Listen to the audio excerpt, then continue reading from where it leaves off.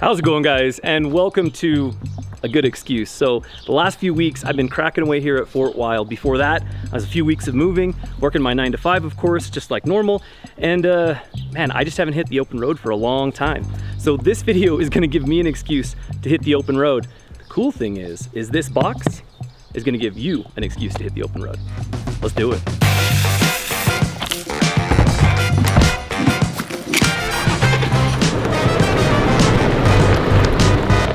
It feels great to be hitting the open road again. And before I can give you guys your excuse to hit the open road, and I think you're gonna dig it, I think it's gonna be worth it, I wanna show you some of the hallmarks of a road trip like this that I just live for. And I hope it'll give you a new perspective on some of these things and places so you can have your own unique experience when you do hit the road. Because we're not like in a car on the highway, we're on a quest.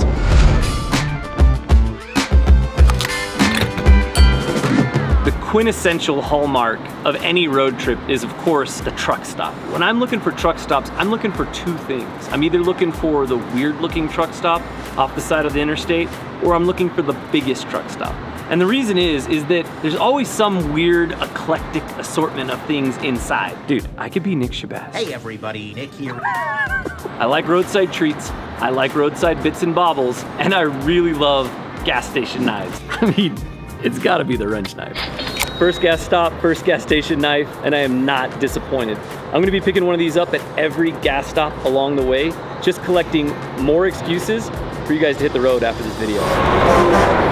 Tied with truck stops for importance in any crazy road trip pilgrimage is the roadside rest stop. They act as islands or as an oasis from the crushing wave of commerce and travel that happens on the highway, and can be full-on sanctuaries to the weary traveler. I mean, we're talking clean bathrooms, soft grass, sometimes even vending machines. Or sometimes they're just little gravel shrines where you got just enough space to pull over, stretch, and reset.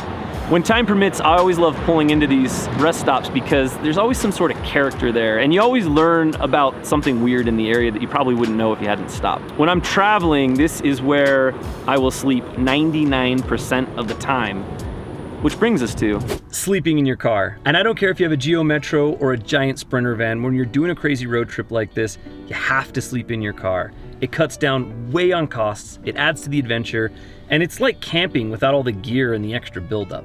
And when you're sleeping in your car like this, your car kind of becomes like this little temple. You can catch up on important reading, you can do some writing, or you can just get some shut-eye. And considering that it's 3:30 in the morning and we've already driven 310 miles and we're only halfway to our destination, I'm gonna go for getting some shut-eye. Now, I did make a second gas stop, which means I did pick up another knife. All right, I think we're gonna go for most knife for least money. So there's this crazy giant Bowie, $25.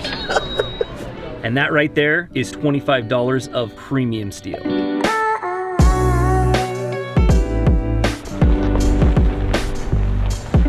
The excuse I found for this road trip has me on a really tight time frame. And chances are that when you get to the end of this video and get your excuse, you'll be on a tight time frame as well. And that's okay, I love that. I live for these types of road trips. I once left Provo, Utah, drove straight to Vancouver, BC for a party, slept for 2 hours in the car, turned around and drove straight back to Provo, Utah. I think it's awesome. At the end of this thing, I'll have driven 650 miles in less than 48 hours. It's just what I do.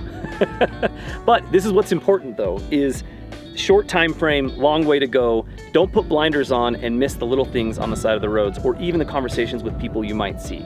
Don't be afraid to stop and check out an abandoned gas station, or have a conversation with somebody who's a little more chatty at the restaurant, or even just support a local business.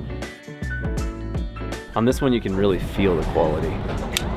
Well, we hadn't found a knife yet with graphics, and I am not disappointed by precision blades. Right out the case. We're here in Green River, the intergalactic spaceport. Nothing really going on, but I wanted to check it out. And sometimes that's what happens, is you check the thing out, it's not really much, 15-minute detour, you're back on the open road.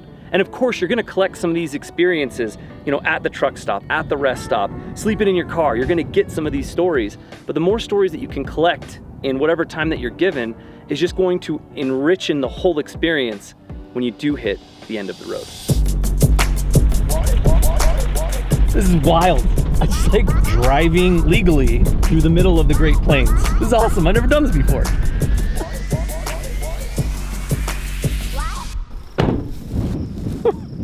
It's a bit windy, but that's the end of the road. Follow me. Well, I've done everything I can to give you some good excuses to hit the open road, even if you're busy. Whether it's hitting up gas stations and truck stops and picking up weird knives, or hitting rest stops and having a little adventure there, making new friends, finding new places, sleeping in your car, whatever it is.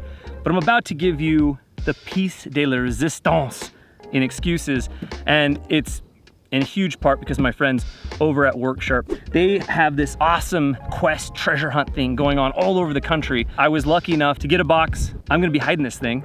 I'm gonna be leaving some clues on their Instagram, on my Instagram, and of course, here on YouTube Communities. And I want you guys to come out and find it. Like, follow the clues, take the excuses, take the risk, have the adventure, and just have a good time. Worksharp has filled this box with a ton of awesome stuff. I mean, we have stuff from Benchmade, Worksharp, sunglasses. We have all sorts of cool stuff inside of the box. On top of that, all of these gas station knives that I've been collecting are gonna go in the box. And let's be honest, like, that's the real treasure here. And the last one that we picked up is actually probably the perfect gas station knife. It's a literal gas pump from a gas station. I'm gonna hide this here. I can't tell you much more. I'm not gonna show you much more, but I'm gonna hide this here. There's gonna be clues on my Instagram, clues on Worksharp's Instagram and through email. And I'm gonna do clues here on YouTube Communities. And just remember, X marks the spot. Thank you guys so much for following along. We'll catch you on the next one.